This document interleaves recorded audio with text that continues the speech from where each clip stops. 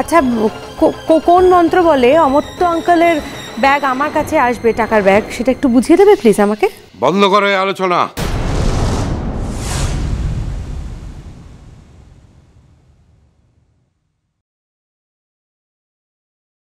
এই ব্যাপারে আর একটা কথাও আমি শুনতে চাই না। জানি দাদু ভাই, তোমার জামাই চোর এটা তোমার দেখতে, ভাবতে, শুনতে খুব খারাপ লাগছে, কিন্তু ঘটনাটা তো সবার চোখের সামনেই ঘটলো। এটা একটু কিভাবে হলো এক্সপ্লেন করতে পারবে প্লিজ? তোমাকে আমি থামতে বলছি।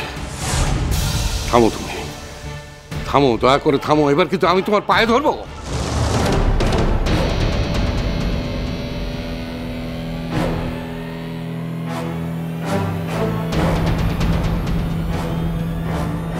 না অমর্ত্য, তোমার প্রয়োজন হলে এর থেকে বেশি, অনেক বেশি আমরা তোমায় দিতে পারতাম, কিন্তু আমার মেয়েকে তুমি দামি উপহার দেবে বলে এই কাজটা না করলেও কোথাও পারতে, তাই না? শুভ, একটি চড়ে না তোমার সব কটা দাঁত আমি ফেলে দেবো। তারপরে আমি তোমাকে বলছি তুমি বাড়ি ছেড়ে বেরিয়ে যাও,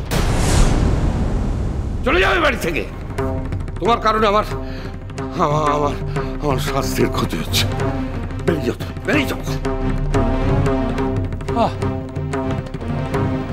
বাবা বাবা বাবা, বাবা তো বেশ মানুষ।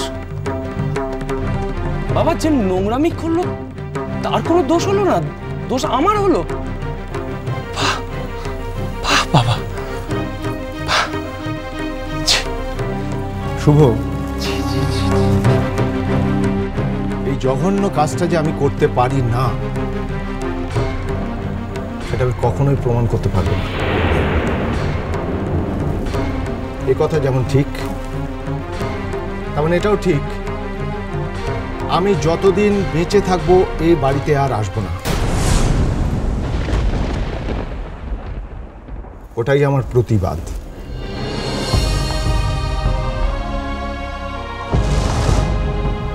রামের সমস্যায় চিন্তা করবেন না, আপনার মেয়েকে আসতে বাধা দেব না।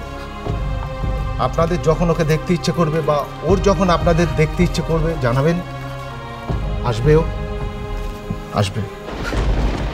আসছি। না না না না, আমিও আসবো না, আমি আর কোনোদিন এই বাড়িতে আসবো না বাপু। ছি ছি ছি ছি ছি, আমার বরকে আর তোমার অপমান করেছে, আমি আর কোনোদিন তোমাদের বাড়ি আসবো রে, কোনোদিন আসবো রে।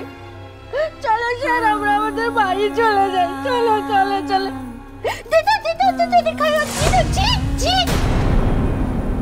আমরা আমাদের বাড়ি গিয়ে না খেয়ে থাকবো, তাও ভালো। এটা খাবার জীবনে খাবনি বাবা, তোমাদের বাড়ি আর কখনো আসবো নি।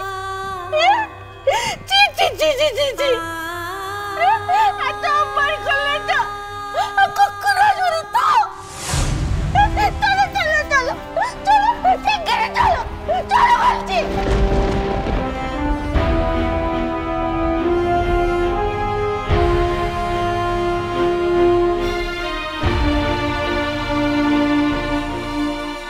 একটা কথা বলছি, যে অন্যায় করলো সে যদি নিজে থেকে স্বীকার না করে তাহলে আজ থেকে আমি অন্ন জল ত্যাগ করলাম।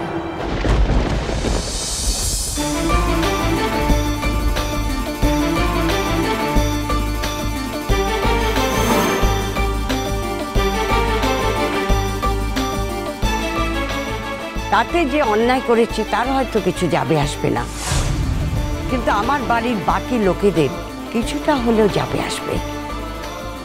তারা যদি চায় আমি আর কিছুদিন বেঁচে থাকি, তাহলে নিজ দায়িত্বে যেন সে অপরাধীকে ধরে, এই আমার শেষ কথা।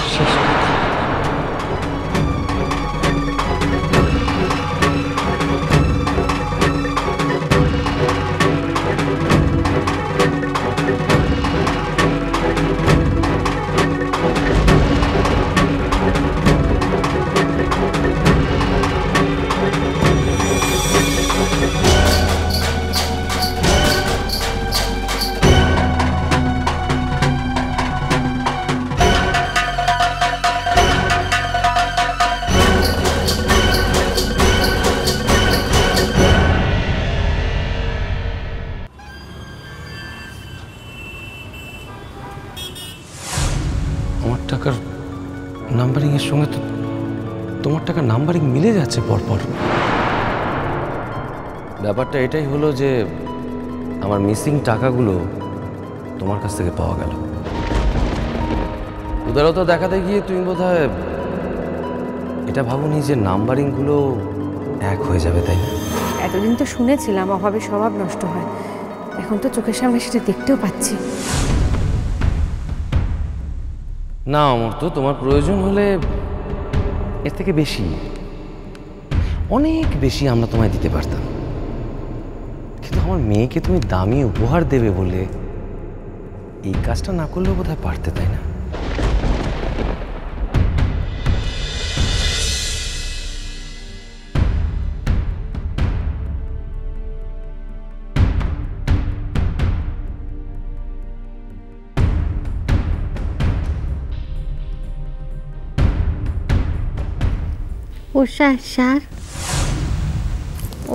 স্যার তোমার খুব মন খারাপ হয়েছে তাই না? হ্যাঁ বলো বলো বলো, তোমার খুব মন খারাপ হয়েছে তাই না? পারি এখন যাও, আমার ভালো লাগছে না, আমি পরে কথা বলবো। না বাপু, আমি তোমায় ছেড়ে কোথাও যাবনি। হ্যাঁ এখন তোমার মন খারাপ হয়েছে, স্বামীর যদি মন খারাপ হয় স্ত্রীকে পাশে থাকতে হয়, স্ত্রীর যদি মন খারাপ হয় স্বামীকে পাশে থাকতে হয়। স্বামী আর স্ত্রী হলো জন্ম জন্মান্তরের বন্ধন। হ্যাঁ তুমি থামবে?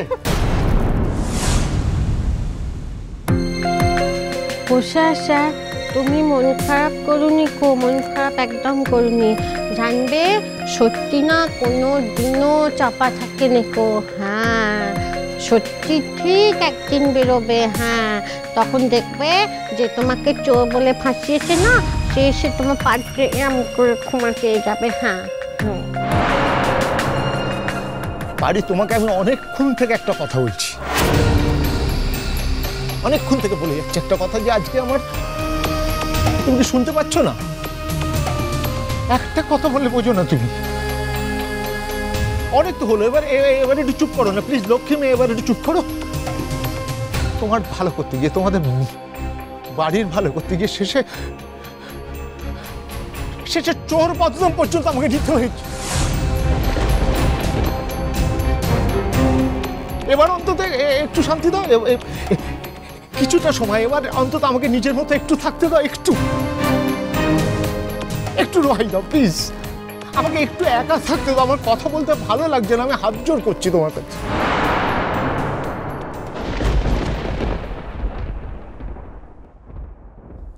অমর্ত্য,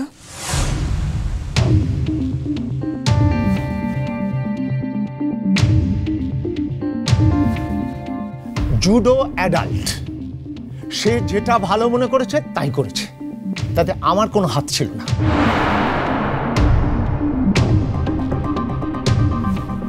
তুমি তো এই প্রসঙ্গেই কথা বলবে বলে এসছো আমার কাছে, তাই তো? জুডো যা করেছে তাতে হয়তো তোমার কোনো হাত ছিল না অমর্ত্য, কিন্তু তুমি ইচ্ছে করলে ওই অনুষ্ঠানটায় নাও তো যেতে পারতে। তুমি অন্তত আমাকে সত্যি কথাটা বলে যেতে পারতে। আমাকে ভাবে কেন ঠকালে অমর্ত্য?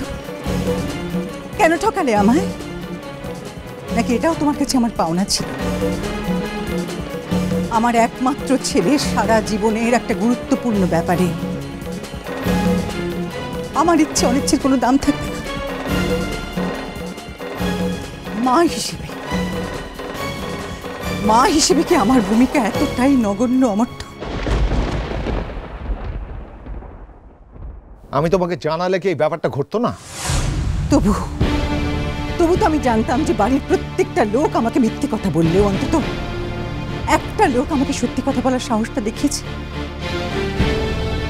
তুমিই বা কেন আমাদের ভালো ছেলের সঙ্গে চেরির বিয়েটা মেনে নিলে না বাপু? হ্যাঁ সেই তো ভালো ছেলে গিয়ে লাফে পড়ে চেরিকেই বিয়েটা করলো, শুধু শুধু নিজের মানটাকে খোয়ালি।